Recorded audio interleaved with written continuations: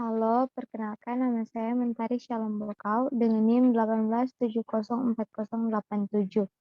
Saat ini, saya akan menjelaskan beberapa poin yang sudah tertera di layar, yaitu pertama menjelaskan dengan singkat definisi manuskrip, konsep dan ciri-ciri karya ilmiah, serta sistematika penulisan karya ilmiah. Kedua, menjelaskan hal-hal yang dibutuhkan saat melakukan perencanaan penulisan ilmiah.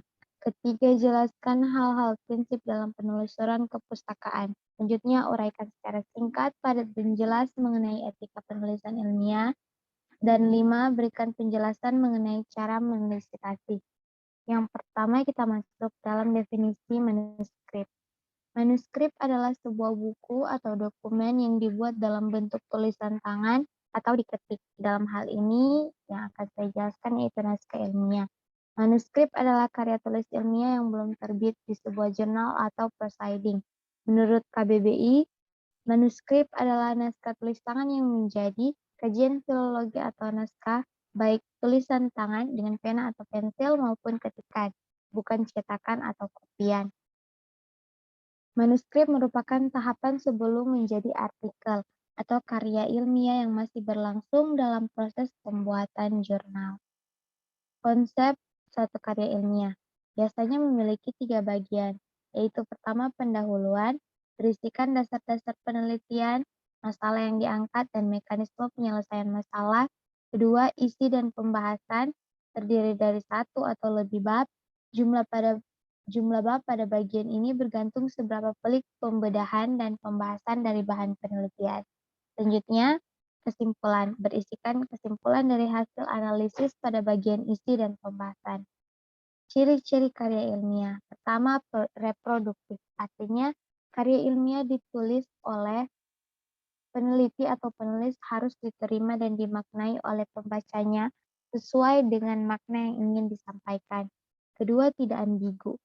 Sebuah karya ilmiah harus memberikan pemahaman secara detail dan tidak dikemas dengan bahasa yang membingungkan. Ketiga, tidak emotif.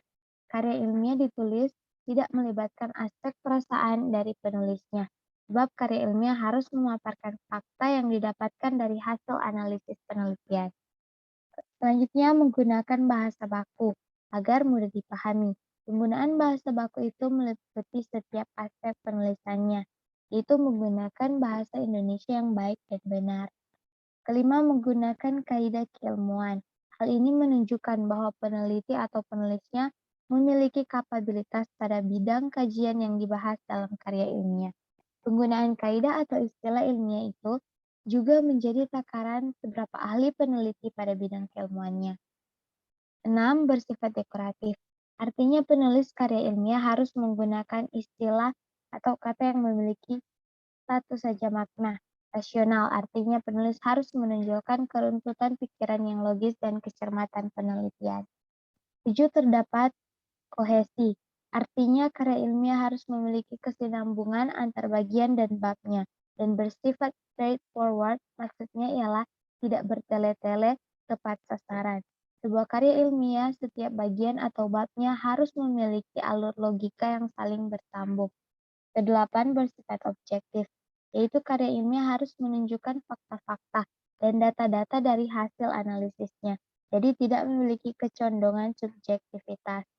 9. Menggunakan kalimat efektif, artinya kalimat yang secara penyusunan mudah dipahami dan tersampaikan maknanya secara tepat oleh pembaca, memuat unsur makna yang tepat, hemat kata, dan kelogisan bahasa. Sistematika karangan ilmiah. Secara umum, sistematika dapat dibagi atas 3 bagian. Pertama, pendahuluan, isi atau uraian, dan penutup. Adapun sistematika karangan ilmiah yang ideal adalah sebagai berikut, yaitu berisi pendahuluan, teori, data, analisis, dan kesimpulan dan saran. Kedua, hal-hal yang dibutuhkan dalam perencanaan penulisan ilmiah, yaitu tahap persiapan, menyiapkan bahan untuk ditulis dan menuangkan gagasan untuk selanjutnya ditulis.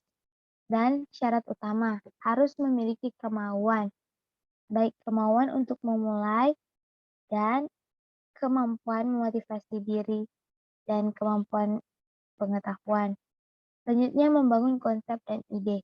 Ide juga dapat disebut proximity, yaitu muncul karena kedekatan, mencari isu terdekat yang sedang terjadi dari sumber seperti naskah publikasi daring, browsing internet, seminar dan workshop, public policy atau observasi dan pengamatan, dan self-experience.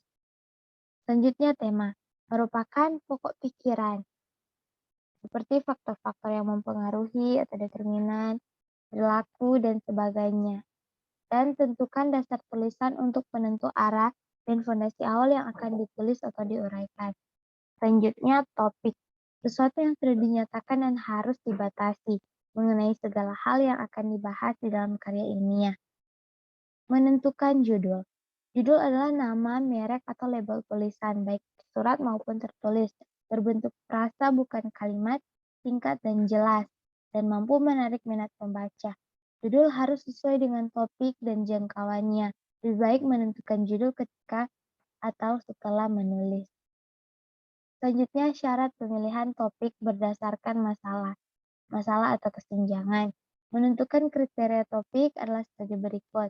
Novelty atau masih baru, belum pernah diungkap atau ditulis atau diteliti oleh orang lain atau original. Selanjutnya aktual atau faktual, atau isu hangat benar-benar terjadi dalam masyarakat. Selanjutnya praktis atau mudah dicerna dan memadai. Masalah harus dibatasi ruang lingkupnya tidak terlalu luas. Yang terutama adalah sesuai dengan kemampuan peneliti dalam bidang pengetahuan tetapi juga dana dan waktu. Selanjutnya kriteria judul. Gunakan perkataan dan istilah yang tepat dan padat, menggambarkan maksud keseluruhan topik.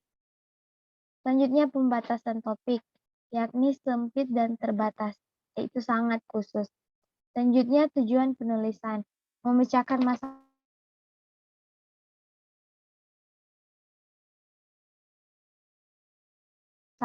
bermanfaat.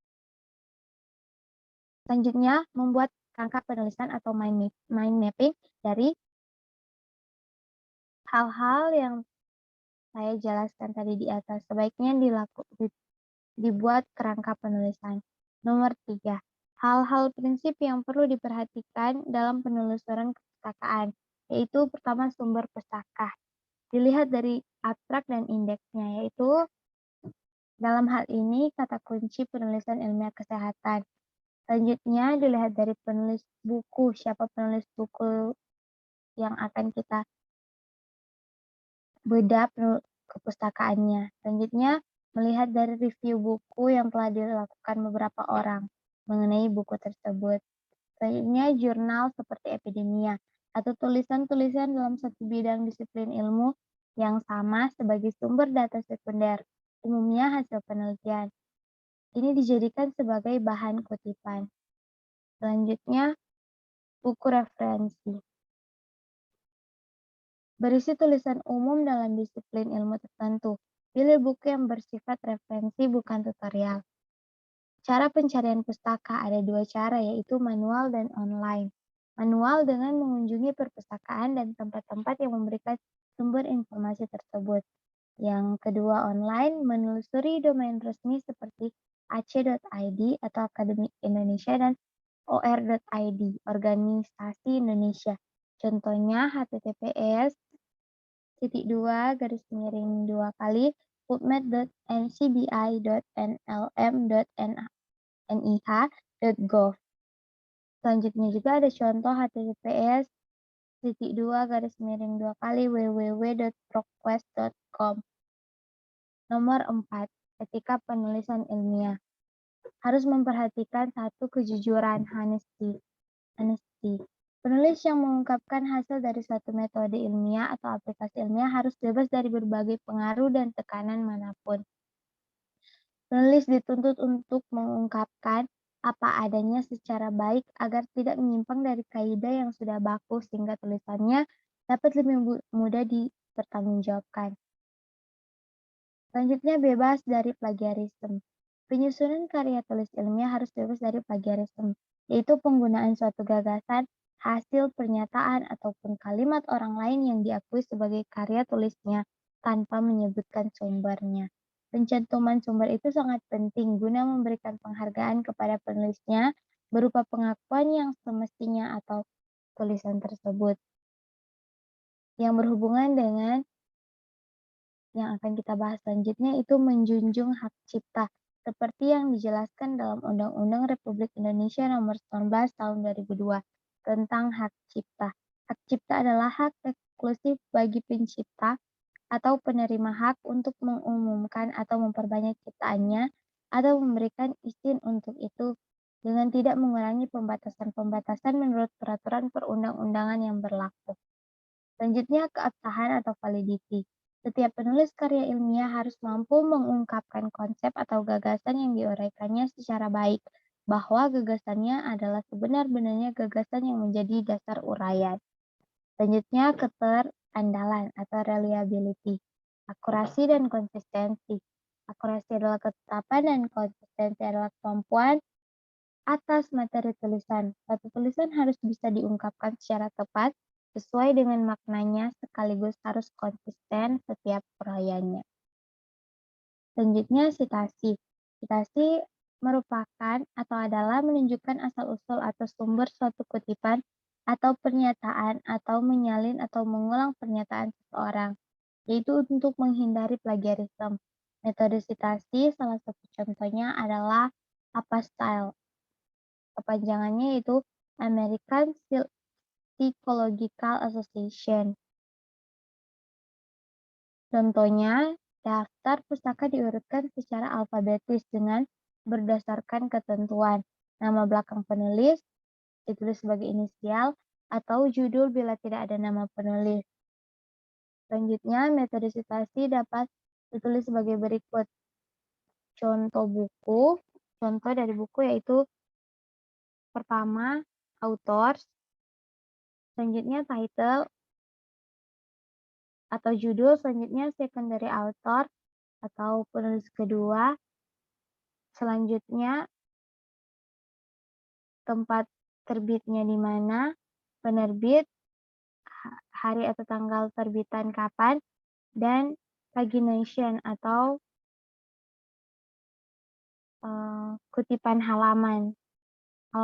Pada halaman berapa kutipan tersebut dikutip dari buku. Sekian penjelasan saya, terima kasih.